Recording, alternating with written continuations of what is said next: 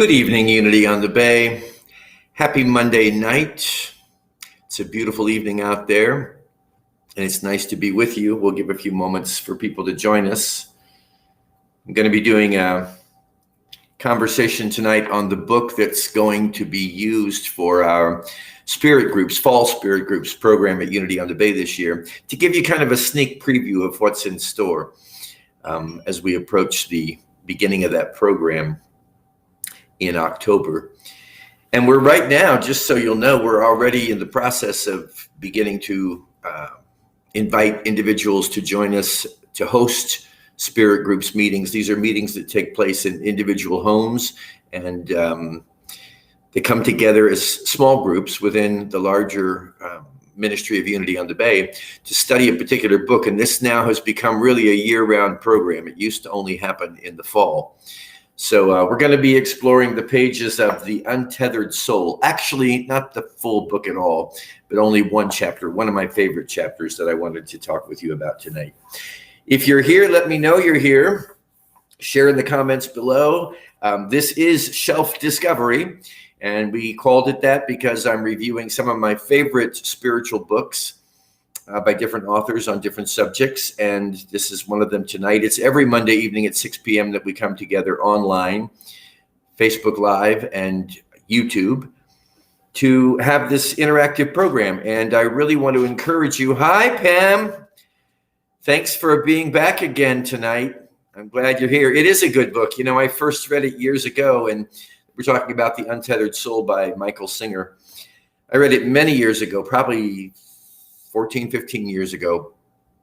And it was a real game changer. I love the way that he takes some of the same concepts that we've understood or sought to understood in our spiritual studies for a long time, and he puts them in a new perspective with new vernacular, and I really like that. Hey, Nancy, how are you, my dear? Glad you're here tonight. Happy Monday to you. So this is, remind you, an interactive program. Hey, Simone, wonderful to have you here. Thanks for the heart. Love you too. We'll have some fun for about 20 or so minutes here, reviewing Michael Singer's The Untethered Soul. I wanted to make mention before I get into this. Anyone, I think, that has initiated the study of spiritual pursuits or spiritual awakening in their lives would agree that one of the first things we come in touch with in this journey is, this is sometimes referred to as the monkey mind. It has a million names: the egoic nature, the judge. I think Don Miguel Ruiz refers to it as the judge, primarily because it's always making condemnatory, judgmental comments about things that are happening in our lives, like an ongoing narrative. But the way that Michael Singer puts it in The Untethered Soul is a way I've never heard it set before. He talks about all of us having a roommate. I've had roommates over the years. Some of them have worked out better than others, but in any case, it's like having a roommate that is incessantly in your presence, in your field of awareness. And well, let me just read a little bit about what he says here, and then we can go from there. This is on page 17 in the chapter that's called, I believe, Your Inner Roommate. Check this out. If you would like to meet your roommate, just try to sit inside yourself for a while in complete solitude and silence. Reminds me of when I first began taking silent retreats, and I used to go nuts because I would think I can't possibly be silent for 24 hours or 48 hours. Is extended to become longer periods of time. Hi, Linda. Glad you're here. But what I found is it really is the key. It has been a key for me to my own spiritual remembrance awakening. So he says, you have to sit for a while in complete solitude and silence. Hey, Cindy Bender. Love you. Hi, Veronica. Glad you're here. He says, you have the right. It's your inner domain. But instead of finding silence, you're going to listen to an incessant chatter. Have you ever tried to do this? When we first begin the practice of meditation, it's like, okay, we still our minds, We quiet ourselves, we go within, and right away, you're very likely to encounter that voice. And he talks about this. The incessant chatter, the voice will say, why am I doing this? This is in your attempt to get still or silent or meditate. Why am I doing this? I have more important things to do. This is a waste of time. There's nobody in here but me. What's this all about? And I think we can probably all relate to that voice. He says, right on cue, there's your roommate.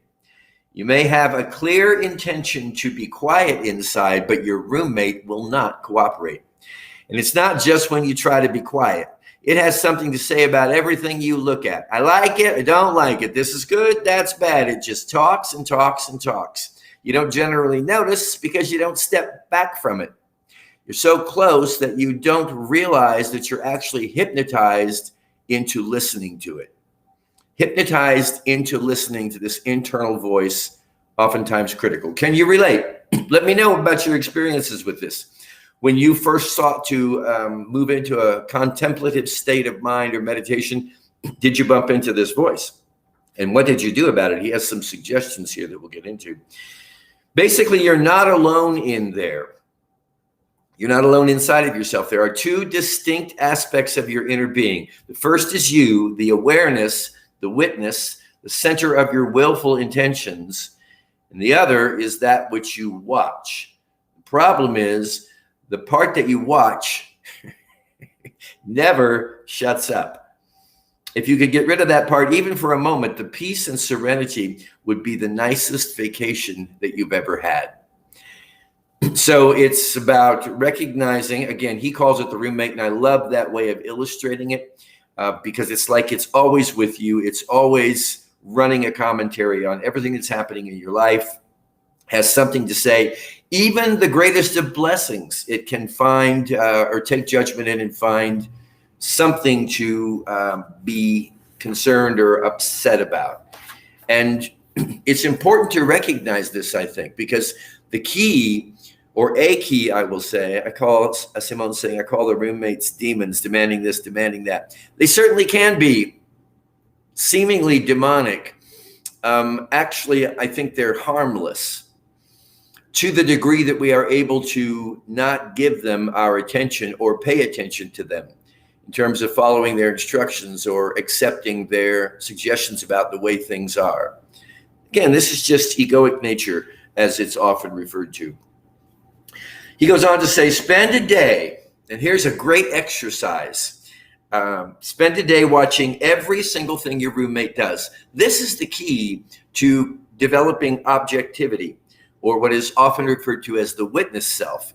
Can you move through a day and observe the different aspects of your own interior world that are speaking to you? I once did a talk, and I remember the title was not one of the best received, but I called it Spiritual Schizophrenia. Because if you think about it, in actuality, he says very clearly, you only have two voices, and I get that. There are ultimately, when you bubble and boil it all down, there's only two voices. But throughout the course of a day, you may experience spiritual schizophrenia. You could be hearing all kinds of voices. There are voices in my head that go back to the time I was a kid. There are mother voices, father voices, sister voices. My sister was a real act. A pickle, you might say, in my life. This just is ongoing. There are many different voices that have come from many different aspects of your programming or your conditioning. And the key that Michael Singer, I think, is moving us toward here is the ability to back up and become objective and become the witness self. Let's see what's going on here.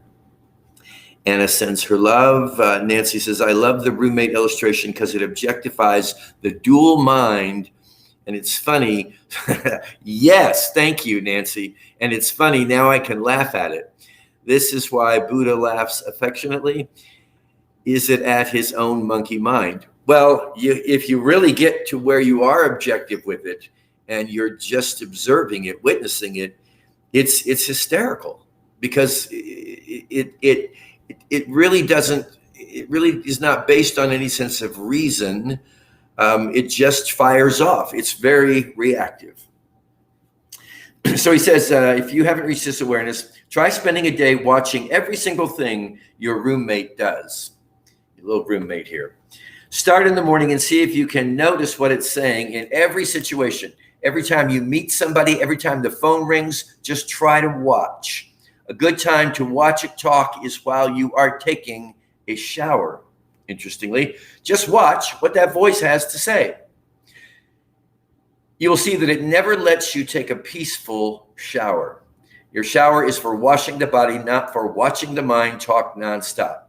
See if you can stay conscious enough throughout the entire experience of your shower to be aware of what's going on. You'll be shocked by what you see as it jumps from one subject to the next. The incessant chatter seems so neurotic that you won't believe it's always that way, but it is.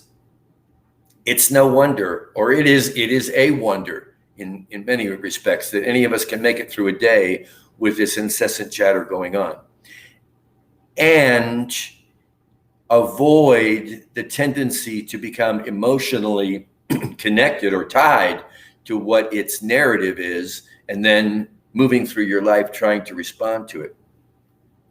He says the way to catch on to what your inner roommate is really like is to personify it externally. Make believe that your roommate, the psyche, has a body of its own. You do this by taking the entire personality that you hear talking to you inside and imagine that it's a person talking to you on the outside. Just imagine that another person is now saying everything your inner voice would say. Now spend a day with that person. Simone says, oh my God, the shower is the worst. It is, isn't it? Every comeback and idea comes to be there. Yep.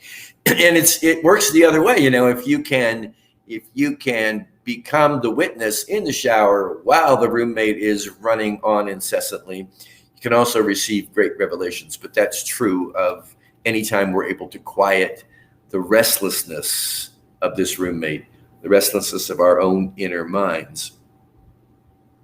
He says,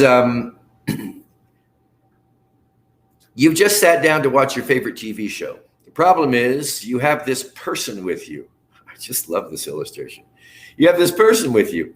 Now you'll get to hear the same incessant monologue that used to be inside, except that it's sitting next to you on the couch talking to you. So this is what he's saying is bring it out and address it as though you actually had another person sitting next to you. It runs on. Did you turn off the light downstairs? You better go check. Not now. I'll do it later. I want to finish while watching the show. No, do it now. That's why the electric bill is so high. You sit in silent awe watching all of this. Then a few seconds later, your couchmate is engaged in another dispute. Hey, I want to get something to eat. I'm craving some pizza. No, you can't have pizza right now. It's too far to drive. But I'm hungry. When will I get to eat? So it's a constant narrative that's running on. Thank you, Nancy. It is hysterical. And it is good to laugh at it because laughing at it, I believe, actually immediately diminishes its power when you can see what's really going on. The reason that it can grab you the way it does is because we've lost our ability to recognize it. And we actually think that the roommate is us. We actually think that the roommate, which I would, in my own personal terminology, would refer to as the conditioned self, we think it's us. We don't realize we have an unconditioned nature. We have these two natures within us. To your amazement, these neurotic bursts of conflicting dialogue just keep going on. And as if that's not enough, instead of simply watching TV, this person starts verbally reacting to whatever comes on the screen. At one point, after a redhead appears on the show, your couchmate starts mumbling about an ex-spouse and a painful divorce. The yelling starts just as though the ex-spouse were in the room with you. Then it stops just as suddenly as it started. At this point, you find yourself hugging the far corner of the couch in a desperate attempt to get as far away from this disturbed person as you possibly can. And that's it. You know, it is a disturbed person. It's a person that doesn't have any center or groundedness. And it's difficult to remember that. I'm sure some of you could relate to experiences, even in the last 24 hours, and certainly in the last week, where this dimension of you, this inner roommate, will run off on a tangent based on information that you're absolutely uncertain of. You'll draw conclusions. Sometimes we even make decisions based on what this voice is saying. And, to call it the monkey mind is appropriate in the sense that it's just picking out of the blue whatever it can and firing off all the time. So to be able to neutralize it is the word I would use. To be able to neutralize it is so beneficial. Let's go on a little ways here. I love this chapter. He says this: the bottom line is undeniable. If somehow that voice managed to manifest in a body outside of you and you had to take it with you everywhere you went, you wouldn't last a day. If somebody were to ask you what your new friend is like, you'd say, this is one seriously disturbed person. Just look up neurosis in the dictionary and you'll get the picture. Simone says, why do you think that the main character in horror movies gets killed in the shower? Because they were too busy paying attention to their roommate. That is schizophrenic spirituality. You can actually, when you start to commit yourself to listening to these voices, for these voices, and to recognize that they are not you, that you transcend all these voices. It is amazing how much internal commentary goes on. It's kind of astounding that any of us can make it through a day and keep our sanity, because this is a constant dialogue. Like he says, it's one person, but like I'm telling you, there are many voices inside of us that are speaking. And this is why I love Unity's metaphysical understanding of the Christ, because the Christ consciousness has the ability, and perhaps call it what you will, higher consciousness, Christ consciousness. It has the ability to sort of, first of all, recognize the voice, and secondly, to neutralize it by not giving it undue attention. And by revealing to you who you really are, revealing to me who I really am, which is beyond all this. I love Muji, the spiritual teacher Muji. I'm moving off course here just a little bit from the book, but what I love his teaching, but I especially love his meditations, because almost all of them are focused on what he calls emptying the mind, which is basically releasing conceptual thinking, releasing judgment, releasing diagnosis, which seems to be the directing force in most of our lives most of the time, and to attune ourselves to what he calls pure awareness. It was Charles Fillmore, the co-founder of the Unity movement, that called it pure being. Whatever you choose to call it. In Unity, we could call it the Christ, we could call it the higher self, but the key is to recognize it's available to support you and to serve you. The book, Simone, that I'm referring to is The Untethered Soul by Michael Singer. This is also going to be the book that we're featuring in our Fall Spirit Groups program at Unity on the Bay. So when the opportunity presents itself for you to become perhaps a host in your own home or a participant in the Spirit Groups program this fall, please take advantage of that, because I think you're really going to enjoy this book. I first read it about 15 years ago, I think it was, and it's become a keeper on my shelf, and it's got lots of highlights, dog-eared pages, and that's always a sign of a book that has moved into my soul. So it's The Untethered Soul. So let's see, where did I end off here? I've lost track. I just love that last line. The roommate, if somebody were to ask you what your new friend is like, you'd say, this one is seriously disturbed. Just look up neurosis in the dictionary and you'll get the picture.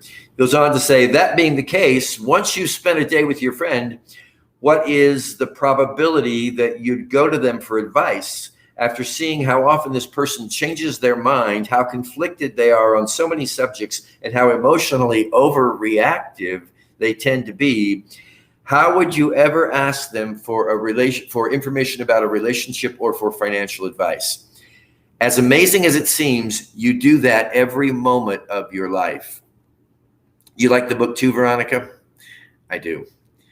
Where'd I go here? You do that every moment of your life. Having taken its rightful place back inside of you, it is still the same person who tells you what to do about every aspect of your life. Have you ever bothered to check its credentials? How many times has its voice been totally wrong? And here's an example. She doesn't care for you anymore. That's why she hasn't called. She's going to break up with you tonight. I feel it coming. I just know it. You shouldn't even answer the phone if she calls. Leaping, not just jumping, but leaping into huge conclusions about other people, yourself, your relationships, every aspect of life. After 30 minutes of this, the phone rings and it's your girlfriend and she's late because it's your 1-year anniversary and she was preparing to surprise you with a dinner. It was definitely a surprise to you since you completely forgot the anniversary. She says she's on her way over to pick you up. Well, you're very excited and your inner voice is chatting about how great she is, but haven't you forgotten something? Haven't you forgotten about the bad advice the inner voice gave you that caused you to suffer for the last half hour? What if you had hired a relationship advisor who had given you that terrible advice? They had completely misled the entire situation. Had you listened to the advisor, you never would have picked up the phone. Wouldn't you fire that person on the spot? How could you ever trust their advice again after seeing how wrong they went? Well, are you going to fire your inner roommate after all? Its advice and analysis of the situation were totally wrong. No, you never hold it responsible for the trouble it causes. In fact, the next time it gives advice, you're all ears. Is that rational? So let's just wrap it up here, my friends. We are coming in our spiritual maturity into the realization of what is trustworthy, what is worthy of our placing our faith and confidence in, and what is not. This is why the practice of prayer and meditation, quiet contemplation, it's so important, because the voice of the roommate, which is, Course in Miracles describes it as the voice of fear, is always the loudest voice. It's the one that through our conditioning we've been trained to listen to, even though, quite frankly, it's insane. Even though it seldom draws accurate conclusions, we still tend to trust it. Jude, my dear, love and blessings to you. I hope you're well, and I'm glad you're a part of this experience tonight. So let's just try this experiment through the course of this week. What the heck, if you can just try it through the course of the evening tonight, I think you'll find it revolutionary.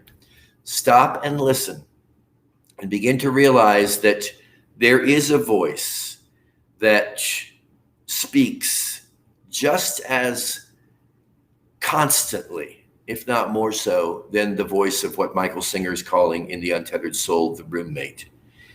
But it doesn't speak loudly because it doesn't have to. It doesn't have to. It doesn't try to get your attention. But the moment that we are able to give our attention to it, the more that we're able to be aware that this voice is speaking, so often the voice of insanity, the more then we're able to find that these experiences of going into silence, solitude, stillness, prayer, meditation are the direct conduit through which we can start to anchor ourselves in the wisdom of a higher voice within us.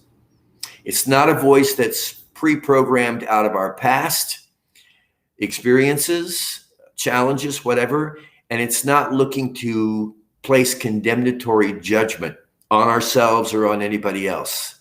It's that still small voice in which, once you've silenced the roommate, send them off to their room for a little while and just get still and listen for the voice that is beyond those voices.